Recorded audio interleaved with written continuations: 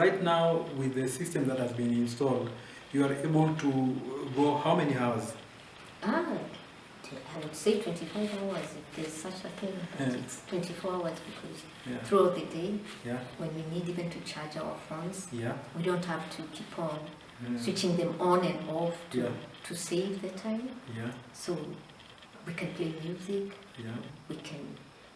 we do lots of it. Yes, so even in the kitchen you have some items that you're using, like you have the fridge in the kitchen? We have the fridge, it's 24 hours even when we are leaving. Yes. Because most of the time we are not here. Yeah.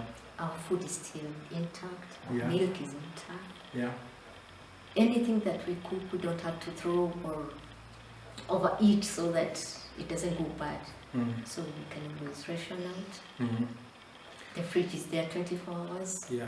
We don't have to think of power blackouts in case the token is off or anything, because the solar is 24 hours throughout the week. Okay. And I bet throughout the year it will be. Yeah. So